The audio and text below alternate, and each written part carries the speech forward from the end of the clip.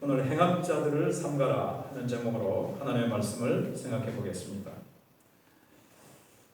우리가 주변에서 가끔 제법 건강하다고 하던 사람들이 어느 날 갑자기 큰 병을 얻어서 쓰러져서 돌아가시거나 혹은 장애인이 되는 것들을 볼 수가 있습니다. 동맥경화증 같은 것도 그런 병인데 평소에는 이제 그 병들이 눈에 보이지 않죠. 왜냐하면 혈관 안에서 조그마한 찌기들이 쌓이다가 이게 어느 날 이제 혈관을 막아서 탁 터지기 때문에 일어나는 병이기 때문에 그렇습니다. 교회 안에도 비슷한 증상이 일어날 수 있습니다. 별로 중요하지 않은 일인데, 본질적인 것이 아닌데 비본질적인 문제로 교회 안에서 그것이 이제 다툼이 되어서 서로 상처를 입히고, 심지어는 교회가 이제 두동강이 나서 분열되는 그런 사례를 우리가 보게 됩니다. 교회에서 왜 이런 일들이 일어나는가 하면 지속적으로 복음이 선포되지 않기 때문에 그렇습니다. 이 복음이라는 것은 예수 믿으면 구원받는다라는 좁은 의미뿐만 아니라 성경 전체가 사실은 복된 말씀이거든요. 하나님의 복된 말씀. 성경 말씀이 증거되지 않고 어떤 인간의 비위를 맞추거나 인간적인 내용들이 교회에서 자꾸 외쳐지면, 그리고 복 받아라, 세상에서 성공한다, 이런 내용의 말씀으로 자꾸 채워지게 되면 교회는 자꾸 약해지게 되어집니다. 그리고 인간적인 열심으로 성령에 의해서 변화된 사람이 아니라 인간적인 열심을 가진 사람들이 중요한 부서와 중요한 일을 맡아서 그들이 막 일을 하다 보면 이게 하나님의 뜻과는 상관없이 인간의 뜻, 인간의 힘으로 교회가 굴러가다가 아무래도 성경과 달라지게 되니까 어느 날 이제 어떤 생각의 차이로 교회가 분열되고 상처를 크게 입게 되는 그런 경우가 있습니다. 사도 바울은 지금 오늘 본문에 내가 여러 번 같은 말을 쓰는 것이 내게는 수고롭지 않고 너희들에게는 안전하고 유익하다, 이렇게 말한 내용이 뭔가 하면, 그 당시에 거짓 사도들, 거짓 교사들이 교회를 돌아다니면서 교회에 잘못된 교리를 전하고 교회를 무너뜨리려고 하는 악한 자들이 있었습니다. 그들을 향해서 바울은 행악하는 자들을 삼가라, 개들을 삼가라, 몸을 상해하는 일을 삼가라, 이렇게 하면서 이제 경고를 주는 겁니다. 사실 지난주에 우리가 주 안에서 기뻐하라는 말씀을 생각해 봤습니다. 그리고 나서 바울이 바로 내가 너희들에게 경고한다 하면서 경고의 말씀을 주신단 말이에요. 그럼 이제 연결시켜서 생각을 해보면 기쁨을 빼앗아가는 요소들을 바울이 얘기를 하는 거예요. 주 안에서 계속 우리가 기뻐하고 그 기쁨을 유지해야 되는데 그 기쁨을 계속 우리가 누리는 것을 방해하는 요소가 있다는 거죠. 교회의 기쁨을 저해하는 요소를 이제 얘기하고 있는 거예요. 이것을 조심하라, 삼가라, 이 말은 경계하라는 거죠. 그리스도인들은 오직 은혜로 구원을 받았습니다. 근데 이것이 이제 사도 바울이 강조하는 아주 주된 내용이죠. 은혜. 사도 바울의 서신서를 읽어보시면 하나님의 은혜, 오직 은혜로 가득 차 있는 것을 우리가 볼 수가 있습니다. 근데 우리가 은혜로 구원받았다 하는 것을 생각할 때에 우리가 이제 조심해야 할 것이 있습니다. 은혜로 얻은 것이기 때문에 자칫 잘못하면 그 가치를 소홀히 여기기가 쉽다는 얘기죠. 우리가 힘써 얻은 것은 우리가 참 귀중히 여기고 소중히 간직합니다.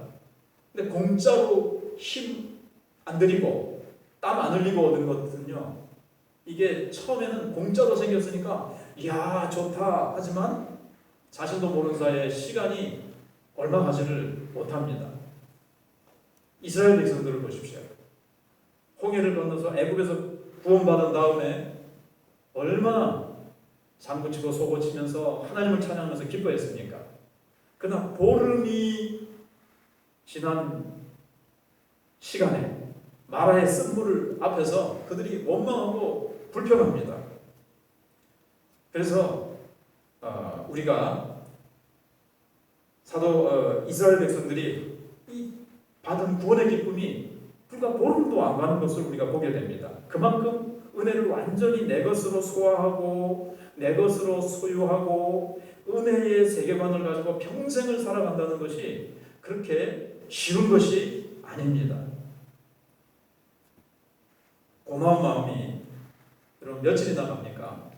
얼마 전에 보니까는 그 수해 장마 기간에 어느 다리가 무너지기 직전에 어떤 주민이 뛰어나와가지고 다리를 건너는 사람한테 뒤로 후진하라 그래가지고 구사일생으로 30초 전에 살리잖아요.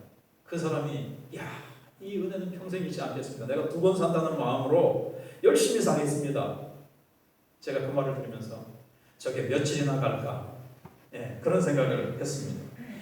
우리가 참 은혜를 입고 나서도 그게 얼마 가지 않는다는 거예요.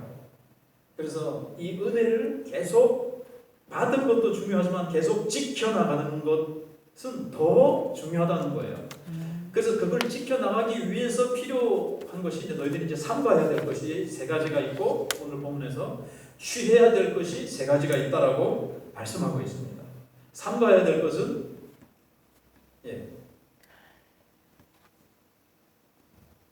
뭐죠? 2절에 이제 개들이라고 말씀하고 있습니다. 개들을 삼가고 행악하는 자들을 삼가고 몸을 상해하는 자들을 삼가라 이렇게 얘기하고 있는데 자 여기 개들, 행악하는 자들, 몸을 상해하는 이들 이거 제가 이제 책을 보니까 각각 다른 부류의 3종류의 사람이라고 보는 사람들이 있고 한 종류의 사람들이다. 근데 그들이 하는 것을 보고 그들을 한 종류의 사람인데 개들 같다. 사실 욕하는 거죠. 행악하는 자들이다. 그들이 몸을 상해한다. 한 종류의 사람을 이렇게 그들의 특징 3가지로 보는 그런 부류가 있더라고요. 뭐 어떤 것은 좋습니다. 우리가 받은 그 교훈의 결과는 같은 것 같아요. 먼저는 그들을 개들이라고 부르고 있습니다. 여러분, 개 욕할 때 많이 쓰죠. 물론 지금 우리나라에는 애완견이 있어요. 주인이 그렇게 끔찍히 사랑하는 애완견인데 여기서 말하는 개들은 주인의 사랑을 받는 애완견이 아니고 주인도 없이 비를 맞으면서 떠돌아다니면서 막 서로 짖어대고 싸우고 그 다음에 쓰레기통을 막 뒤지는 주인 없는 개들 그리고 들개들을 말합니다. 왜냐하면 2000년 전에 이스라엘에서는 마을마다 개들의 천국이었어요. 왜냐하면 이스라엘 백성들은 개들을 잡아먹지를 않습니다. 그러니까는 개들이 뭐 동네마다 넘쳐나는 거죠. 근데 이제 이 개들이 막 싸나워가지고 사람들을 보면 막 물어뜯으려고 그러고 사람들을 막 쫓아다니고 하니까는 그 가운데는 이제 지금처럼 예방주사를 맞지 않은 광견병을 앓고 있는 그 개들도 얼마든지 있을 수가 있거든요. 그러니까 개들이 오면, 그러니까 소위 미친 개가 오면 몽둥이로 때려 죽여야 되고, 막 자꾸 이제 사람들이 다니는데 아주 귀찮아요. 그리고 집 단속도 잘해야 돼요. 여행하는 사이에, 집을 나간 사이에 개들이 들어와서 음식을 막 훔쳐먹을 수도 있고, 다니면은 막 쫓아오기 때문에 항상 몽둥이, 지팡이를 들고 다녔답니다. 이 개들을 쫓아내기 위해서. 그 정도로 이제 개가 많은 거예요. 근데 이제 사도 바울이 비유적으로 얘기한 거죠. 그 거짓 교사들, 교회를 해치려고 돌아다니는 거짓 사도들을 개들이라고 얘기를 이제 한 거예요. 근데 이들은 유대주의자들이었습니다. 유대주의자들, 유대인들, 유대 종교가 있거든요. 그래서 이 개들이라는 것은 유대인들이 자기들의 그 하나님의 거룩한 백성됨을 반해서 이방인들 향해서 하던 욕이었죠. 이방인들 향해서 개들이라고 얘기했습니다. 자기들은 거룩한 하나님의 선민이고 백성이다. 거기에 비해서 하나님의 말씀도 없고 하나님도 없이 그냥 짐승처럼 살아간다. 그렇게 이제 생각을 하고 지옥에 던져진 사람들이라고 그들은 이제 폄하하면서 개들이라고 불렀거든요. 근데 바울은 이 유대인들이 이방인들을 향해서 욕하는 그 욕을 유대인들에게 다시 되돌려주고 있는 거예요. 너희들이 개들이고 너희들이 행악하는 자들이라고 욕을 하고 있는 거예요. 그리고 몸을 상해하는 일이라고 했는데, 요 먼저 번 이렇게 성경을 다시 번역한 개정개혁 전에 성경에는 뭐라고 되어 있는지 기억이 나세요? 손할례당이라고 되어 있습니다. 손할례당이라고 되어 있는데, 다시 이제 보면 그게 무슨 뜻이냐면 몸을 상해하는 일이라는 거예요. 할례라는 것은 그 원어는 어떻게 되어 있냐면요, 살점을 떼어내는 일, 살점을 뜯어내는 일. 할례가 뭐냐? 너희들은 야, 나는 할례 받았으니까 하나님의 백성이야 그러면서 그걸 자부심을 가지고 그걸 자랑하고, 예수 믿는 사람들을 이제 만나면 야, 예수님 믿는다고만 되는 줄 알아? 할례를 받아야 돼, 할례를. 그래서 할례를 자랑하고 이 믿음으로만 구원 얻는다고 생각하는 사람들에게 할례 행하고 모세율법 지켜야 된다 그러니까 그들의 믿음을 막 흔들고 이 교회를 해치는 일을 했던 거예요. 근데 이제 뒤에도 좀 설명을 하겠습니다만 좀 미리 말씀을 드리면, 야, 너희들이 할례 받았다고 자랑하는데 할례 받은 거 그거 아무것도 아니야. 그 살점 띄어낸 일밖에 안 돼. 너희들 뭐 살점 뜯어낸 거 가지고 뭐 그렇게 자부심을 가지고 자랑하느냐. 그런 뜻으로 그들이 하는 일을 비하해서 하는 얘기입니다.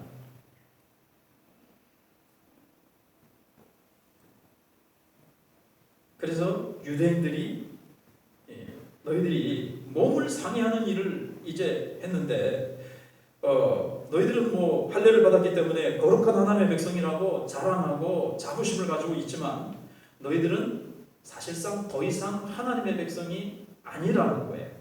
너희들은 개들이라는 겁니다. 너희들은 의인들이 아니라 행악자들이라는 거예요. 너희들이 받은 할례도 하나님의 백성이라는 표징이 아니라 단순히 그냥 너희들의 살점을 떼어낸 일, 쓸데없는 일을 한 것밖에 안 된다. 이렇게 얘기를 하고 있는 겁니다. 왜냐하면 조금 전에 말씀드린 대로 거짓 교사들은 그리스도인 된 사람들을 찾아가가지고 너 예수 믿기만 한다고 구원받는다고? 아니야. 할례 받아야 돼. 할례 받아야 구원받아. 모세오경 그러면서 구약의 율법 이걸 들이대면서 믿음에서 떠나게 하려고 돌아다니는 사람들이에요.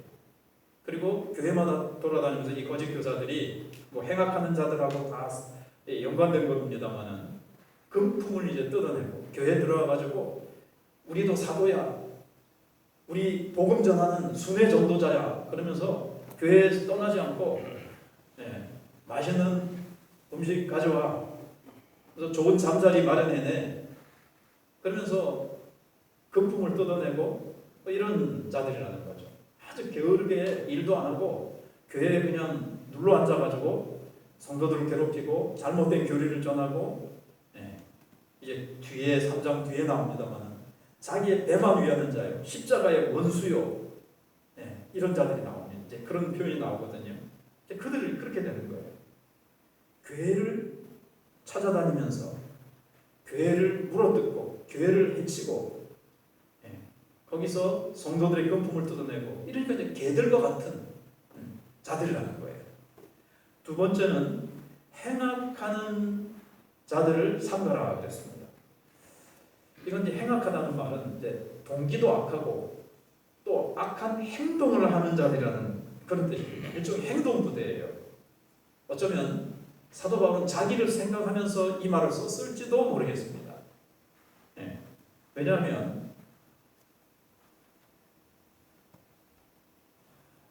사도 바울이 어떤 사람이었죠? 예수 믿는 사람들을 괴롭히는 사람이었죠. 그래서 예수 믿는 이거는 이단이다 생각을 하고는, 물론 그래서 사람들을 이제 막 밤의 새까지 그리스도인들을 찾아가서 체포를 해서 투옥을 시키거나 이제 죽이는 이런 일들을 서슴지 않고 했습니다. 아주 악한 자들이죠. 물론 그들은 이제 이 일이 하나님을 위해서 하는 거라고 생각을 했어요. 율법을 세우는 일이라고 생각을 하고 했습니다. 그렇지만 이제 아주 악한 일이죠. 지금 우리하고는 상관이 없다고 생각이 되십니까? 전에도 말씀드린 대로 우리나라 이제 이정훈 박사라고 있거든요. 이정훈 박사가 있고 유튜브에 찾아보시면 이정훈 기자 말고 유튜버 중에서 이정훈 TV도 있고 이정훈 박사가 하는 게 있는데 이분이 저기 좌파 사람들, 주사파 사람들 중에서 이제 회심한 사람이에요. 그래서 한국의 바울이다 얘기를 해요. 왜냐하면 교회를 대한민국에는 교회를 싸그리 없애버리는 팀, 조직을 만들었습니다. 그 조직 가운데 아주 핵심적인 인물이었어요. 교회의 특성과 교회는 어떻게 하면 없앨 수 있다. 교회를 어떻게 하면 약화시킬 뿐만 아니라 없앨 수 있다는 작전을 잘 세우고 있던 사람이었어요. 근데 하나님이 기가 막히게 사도 바울처럼 그냥 그야말로 어느 날 하루에 뒤집어 부셔가지고 정말 생명 걸고 순교의 각오를 하고 예수 믿는 사람이 딱 되어서 어떻게 좌파, 종북 주사파들이 교회를 없애는지 전략을 다 이제 가르쳐주면서 어떻게 교회는 대비해야 되는가를 유튜브에 이제 쭉 이제 얘기를 하고 전국을 교회를 다니면서 이제 얘기를 하는 사람이에요. 이런 사람을 얘기하는 겁니다. 지금도 있는 거예요. 왜? 천주교도 있고 절도 있고 막 그런데 왜 딱 교회만 콕 집어가지고 못 모이게 하고 막 이렇게 하죠. 뭐 절과 성당은 감염자가 뭐 몇 프로 이하기 때문에 괜찮다고 얘기를 하지만 그러면 좀 솔직히 사실대로 우리가 들여다보면 이 기독교가 박해를 받고 있어요. 교회가 박해를 받고 있는 게 사실입니다. 교회를 미워하는 자들이 있어요. 이런 자들인 거죠. 그 다음에 사도 바울 당시에 바울을 죽이기 전에는 사도행전 읽어보시면 어떤 내용이 나오죠. 바울을 죽이기 전에는 먹지도 않고 마시지도 않겠다. 이렇게 결심한 자들이 몇 명 있었다고요? 40명. 40명 결사대가 있었어요. 사도 바울 저는 죽여야 된다. 저놈을 죽여 없애야 된다. 그렇게 하면서 그 전에는 먹지도 않고 마시지도 않다는데 그들 정말 먹지도 않고 마시지도 않고 다 자살했는지 다 죽어버렸는지 내가 알 길이 없습니다만 그런 행악자들을 말합니다. 우리도 지금 그런 어떤 핍박하는 자들 때문에 우리가 코로나라는 미명하에 이제 그들도 하나님을 위해서 한다 그랬어요. 바울도 하나님을 위해서 열심히 이제 했거든요. 그래서 사도 바울이 디모데전서 1장 13절에서 내가 전에는 외방자요 핍박자요 포행자였으나 도리어 긍휼을 입은 것은 내가 믿지 아니할 때에 알지 못하고 행하였습니다. 내가 모르고 그랬다. 하나님을 위해서만 한다고 했는데 그러나 나는 포행자고 핍박자고 회방자였다. 이렇게 얘기를 하고 있습니다. 이런 사람들을 얘기하고 지금도 교회를 없애려고 여러분 공산정권이라든가 이 사회주의 사고방식을 가진 사람들에게 눈에 가시는 교회예요. 교회만 없으면 전체를 공산화시키고 공산당을 제일 유물론을 반대하는 사람들이 누굽니까? 우리 예수 믿는 사람들이거든요. 그러니까 이제 교회를 없애려는 작전을 가지고 암암리의 교회를 핍박하는 자들인 거예요. 사도 바울은 그런 자들 조심하라는 거예요. 자기와 같이 교회를 없애려고 하는 자들, 기독교를 박해하는 자들을 너희들이 조심해라. 그렇게 얘기를 하고 있습니다. 자, 그 다음에 이제 세 번째는 몸을 상해하는 일. 조금 전에 말씀드린 살점을 뜯어낸 일이고 손헬레당이라고 표현이 되어 있죠. 이제 손자가 그 손해본다 하는 그거거든요. 자기 몸에 손해를 가하는, 자해를 하는 거. 바울이 조금 전에 말씀드린 비꼬은 거죠. 자녀들은 우리는 하나님의 백성된 표로 할례를 받았다. 그런데 바울이 할례는 무슨 할례? 하나님의 백성은 무슨 하나님의 백성? 너희들 살점 떼내는 일밖에 그게 한 가밖에 아니지 않느냐? 이렇게 이제 비꼬고 얘기를 하는 겁니다. 그러니까 자기 사례다가 자기들은 할례를 받았지만 실제로는 전혀 신앙이 없는 자들이에요. 중심이 전혀 변화되지 못했기 때문에 이 사람들은 모든 것을 인간적으로 생각합니다. 그런데도 할례라는 의식을 받은 자체가 하나님의 백성이 됐다라고 생각을 하는 거죠. 그래서 이 사람들은 나는 할례 받았으니까 하나님의 백성이 된 것이다. 이렇게 자랑하면서 할례 받지 못한 자들에서 아이고 저 할례도 받지 못한 자들, 이방인들을 향해서 할례 받지 못한 자들을 향해서 그렇게 이제 하는 거죠. 교회 안에 들어와서 너희들 예수 믿었어? 근데 할례는 받았어? 아니 할례 못 받았는데요. 할례도 안 받았어? 하나님의 백성 아니야. 그러면서 뭘 얘기했을까요? 창세기 17장을 얘기를 했겠죠. 할례는 우리가 성경에서 거슬러 올라가면 창세기 17장 9절 10절에 나옵니다. 하나님이 아브라함에게 내가 너와 내 자손들에게 언약을 맺는다. 네. 그래서 너와 내 자손들에게 이제 할례를 행하라. 그럽니다. 이것이 나와 너 사이에 너희가 나의 백성된 표다. 이렇게 얘기를 합니다. 그리고 내가 너희들의 하나님이 된 표로 할례를 행해라. 그랬습니다. 근데 이건 이제 하나님이 표지를 준 것은 맞아요. 외형적인 거죠, 이제. 그 하나님의 택한 백성이라는 표지로 우리가 뭐 결혼을 할 때 뭐 결혼 반지를 주고 받는다든가 이런 어떤 표시가 있었잖아. 그것처럼 하나님의 백성이 되었다라고 하는 육체의 표징이에요. 그런데 우리가 잘 알고 있듯이 이 의식과 마음, 형식과 내용, 이거는 아주 중요한 관계가 있죠. 그 마음을 표시하는 게 의식이고 형식이고 어떤 심볼이죠. 상징이 있죠. 그런데 마음은 없이 내용은 빼놓은 채 형식만 지켰다. 형식만 가지고 있다. 이건 소용이 있습니까? 소용이 없죠. 그래서 레위기 26장 41절에는 할례 받지 아니한 마음 이런 말이 나옵니다. 할례를 뭐에만 받았어요? 몸에만 받았어요. 근데 마음에는 전혀 할례를 받지 못했어요. 원래 할례라는 것은 더러운 것을 잘라낸다는 뜻인데 그 죄를 여전히 그대로 가지고 있는 겁니다. 정말 하나님 앞에서 옛 죄와 자신 속에 있는 그 교만과 죄악을 잘라내지 못한 채, 전혀 변화되지 않은 채 그냥 몸에다 그냥 외과적인 수술만 한 거예요. 외적인 표시만 가지고 있다는 겁니다.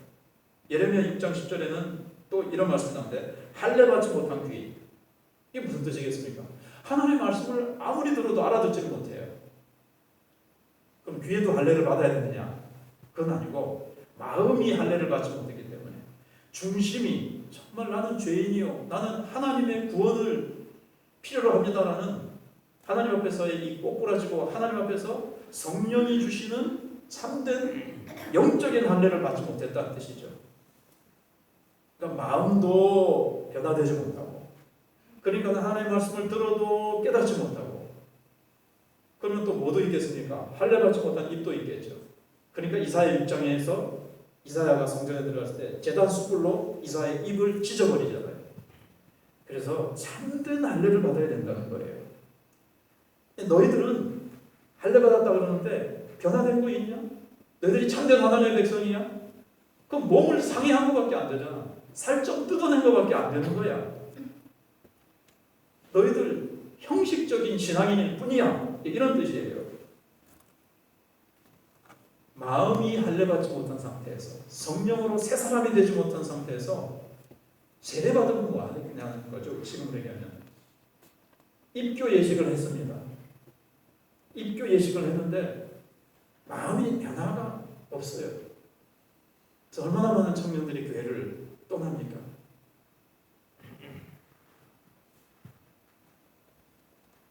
그래서 이 형식적으로 받은 거는요, 그 내용 없이, 그 마음 없이 그냥 형식만 붙들고 있는 것은 하나님 앞에 아무런 소용이 없을 뿐만 아니라 문제는 뭐죠?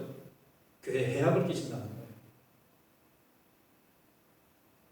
할례 받은 것을 자랑하며 다른 사람들을 향해서도 할례를 받아야 구원을 받는다라고 하는 믿음의 복음을 믿음으로 구원받는다는 교리를 허물어뜨리니까 이게 이제 큰 문제가 되는 겁니다. 그리고 이 할례를 자랑하는 자들은 결국 어떤 신앙이냐면 바리새인들이에요. 형식주의에 빠진 거죠. 외식주의. 겉으로만 그런 척하는 것. 이게 무섭습니다. 외식주의가 참 성경에도 보면 이게 바리새인들의 무엇을 조심하라? 그러죠? 누룩을 조심하라. 이 누룩이 뭐예요? 외식을 뜻하는 겁니다. 사실 속에는 신앙이 없는데 겉으로 신앙이 있는 척하는 이 외식. 기도 안 하면서 기도 많이 하는 척. 헌금 안 하면서 난 헌금 많이 하는 사람인 척. 경건하지 않으면서 경건한 척 하는 게 외식인데 이게 누룩이라는 말은 잘 퍼져나가는 거예요. 그래서 다른 사람들이 외식적인 신앙생활을 할 때 거기에 나도 모르게 쉽게 전염되는 거죠. 코로나처럼 이게 뭐 잘 전염되듯이 그런 거죠. 그래서 마음은 제쳐놓고 육체에 받은 할례만 자랑하는 사람들을 가리키는 겁니다. 나는 할례 받은 백성이다.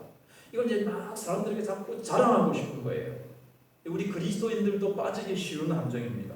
우리는 할례 받지 않으니까 오늘날 할례를 가지고 자랑하는 외식주의에 우리는 빠질 염려가 없다라고 생각할 수도 있습니다만은 신앙에 있어서도 그렇게 될 수 있어요. 처음 이제 예수 믿고 막 기분이 좋아가지고 막 새벽기도도 나오고 찬양대도 좀 찬양대 서라 그러면 이제 얼마 있지 않아서 이제 세례 받으면 이제 막 찬양대 서라 그러고 그 일꾼이 부족하니까 교사도 하라 그러고 막 하는데 막 수고한다 그러고 잘한다 그러고 박수 쳐주고 막 칭찬해주고 이러니까 사실은 신앙이 아직 안 들어갔어요. 깊지가 못해요. 근데 이것저것 맡았단 말입니다. 근데 막 칭찬해주고 그러니까 막 기분이 좋아서 잠시 새벽기도 나오고 이렇게 했는데 막 칭찬해주고 그러니까는 어떻게 해요?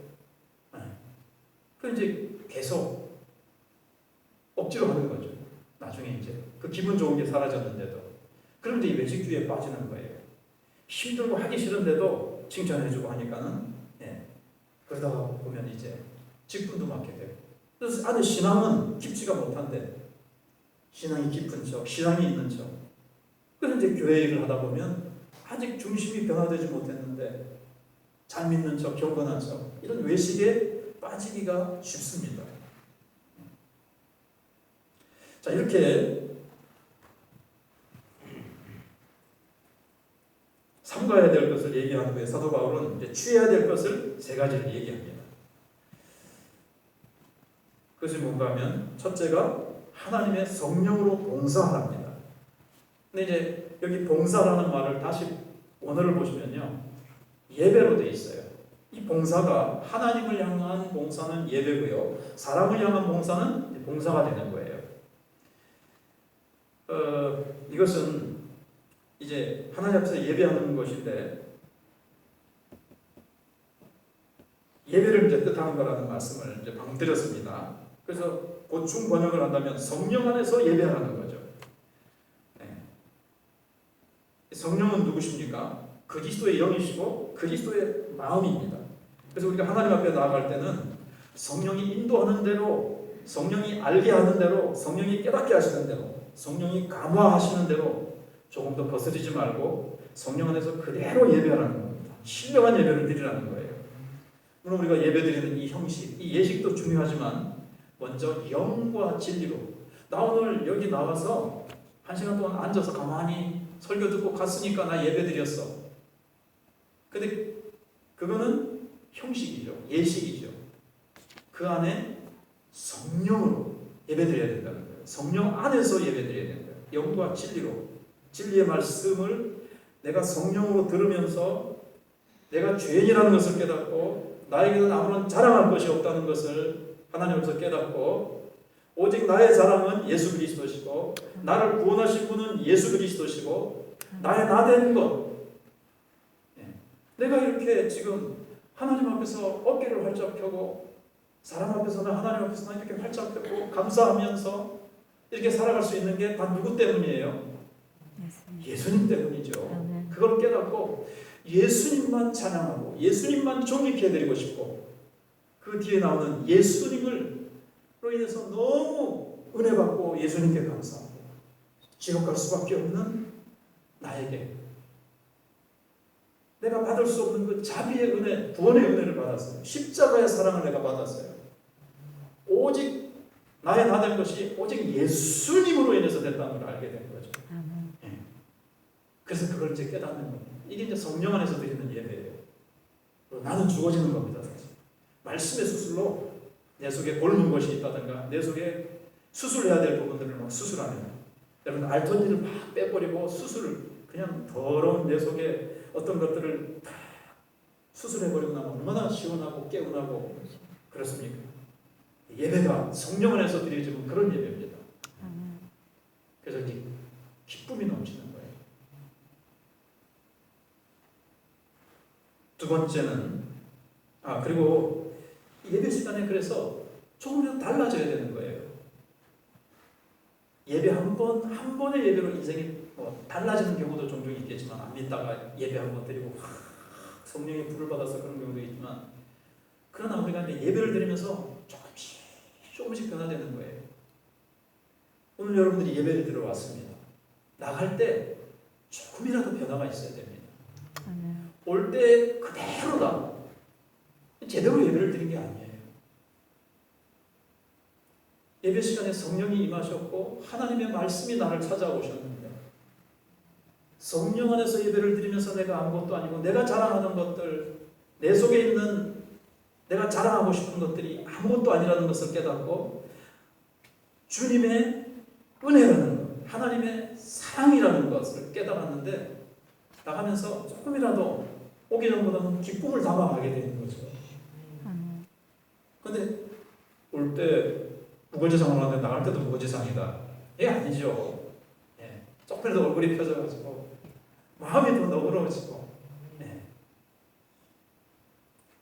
그게 이제 성령으로 예배드리는 거고요. 그렇게 되면 두 번째로 가게 돼 있어요. 그래서 예수를 자랑하라. 예. 우리의 삶 가운데 예수님이 중심이 되고 예수님이 이제 주인이 되는 겁니다.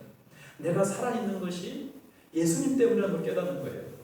내가 이제 살아도 주 위에 살고, 왜? 나의 나 된 것이 예수님 때문이니까.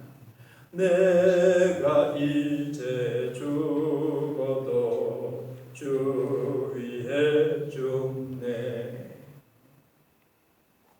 과거도 예수님의 은혜요, 현재도 예수님의 은혜요, 과거도 예수님의 은혜로 내가 살아가는 존재라는 것을 깨닫게 돼요. 나는 죄와 범죄로 죽었었고 영원히 심판받아 영원히 지옥에 던져질 수밖에 없는 인생이었는데 운명이 바뀌었어요. 새로운 피조물이 됐어요. 나는 덤으로 사는 인생이 됐어요. 그러니까 어떻게 돼요? 할렐루야, 주 안에서 기뻐하라는 1절 말씀이 계속 유지되는 거죠. 그러면서 내가 이제 덤으로 사는 인생인데 예수님 때문에 내 마음대로 이전과 같이 살겠다? 그럴 수는 없는 거죠.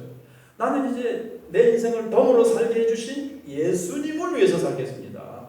그래서 사도 바울이 빌립보서 1장에서 내 몸에서 그리스도를 존귀케 하려 합니다. 내게 사는 것이 그리스도니 죽는 것도 유익함이니라. 이런데 고백을 하게 되잖아요. 나는 그리스도만 존귀케 할래. 이 말은 나는 그리스도만 자랑할래. 나의 나 된 것이 예수님 때문이니까. 그래서 예수님만 자랑하는 거예요. 할례를 자랑하는 게 아니에요. 그 할례가 아까 뭐였습니까? 그게 이제 자기 어떤 형식주의고요, 자기 공로예요. 자기 자랑인 겁니다.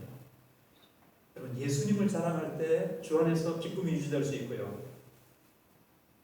나는 뭐 고신파다, 나는 그 유명한 어느 교회 교인이다, 이런 거 자랑해가지고는 나는 이런 신앙적인 아주 산에 가서 기도하다가 형 신비한 체험을 했다, 이런 거를 자랑하는 게 아니죠. 예수를 자랑하는 자가 여기 보면은 뭐라 그러죠? 3절에 우리가 뭐라 그랬습니까? 예수를 자랑하지 않고 육체를 신뢰하는 우리가 할례파다. 그런데 원어는 파자가 없고요. 할례다 그랬어요. 이게 진정한 할례다라는 거예요. 이것이 진짜 할례 받은 사람의 표징이라는 거예요. 진짜 하나님의 성령으로 영적 할례를 받은 사람, 마음이 변화되고 새로운 피조물이 된 사람은 예배를 드려도 성령 안에서 예배를 드려요. 그냥 형식적으로 예배드리고 예배드렸다 하고 가는 게 아니라는 거예요. 한국교회 예배를 하나님이, 제가 어떤 분 목교수님의 강의를 들으면서 하나님이 왜 한국교회 예배를 흩으실까? 왜 비대면 예배로 온라인 예배로 하나님이 흩으실까? 코로나가 와서가 아니라 그 전부터 몇 년 전부터 형식적인 예배를 드렸어요. 이사야 1장에 보시면 내 백성이 입으로는 나를 사랑하나 마음은 내게서 멀도다. 내 백성이 성전의 마당만 밟을 뿐이니라. 누가 저 성전문을 닫았으면 좋겠다. 앉아가지고 이스라엘 백성들이 제사를 안 드려서 바벨론으로 포로 잡혀간 것이 아닙니다. 포로 잡혀가서 보니까 성전이 어디 있어요. 그제서야 깨닫고 성전이 그리고 예배를 드리고 싶은데 예배는 못 드리고 바벨론 강가에 수금을 걸어놓고 울면서 하루에 3번 성전을 향해서 기도만 드릴 뿐이었어요. 지금 그런 바벨론 유수와 같은 시절이라는 거예요.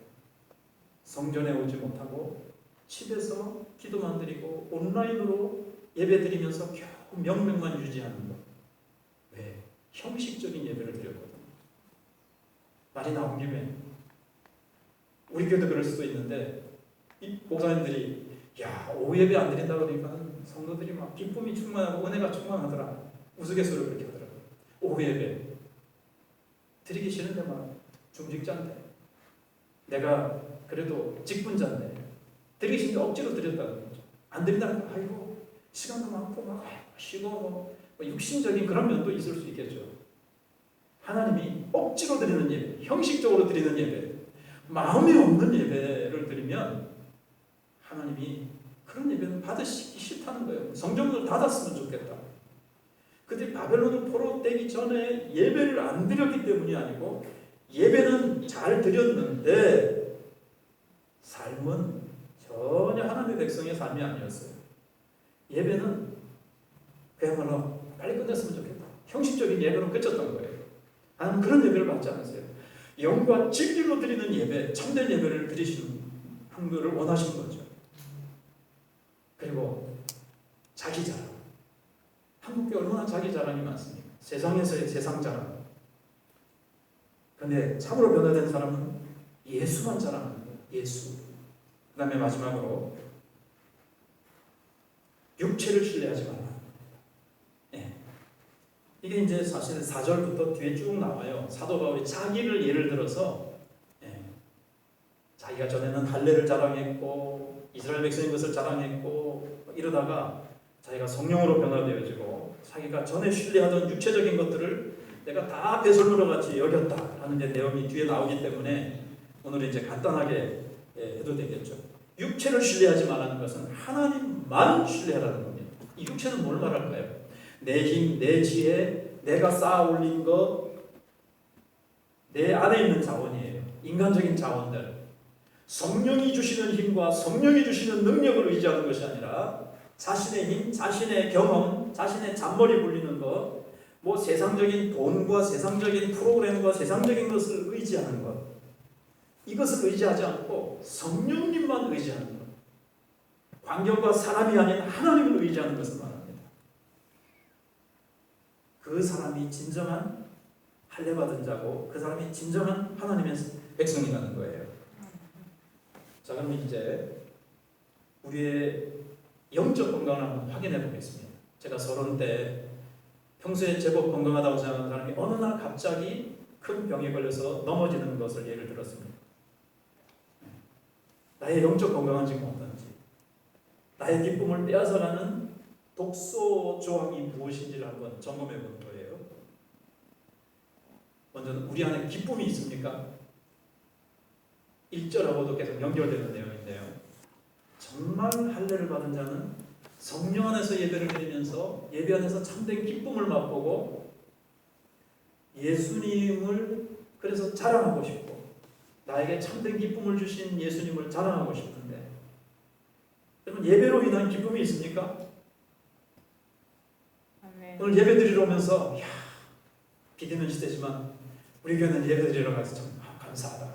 그래도 예배 드리면 잘 가서 감사하다. 예배 드리러 오는 기쁨이 있고, 예배 드리면서 감사하고, 예배 드리면서 성령께서 말씀으로 나에게 찾아오신 것 때문에 기쁨이 있으세요? 아멘.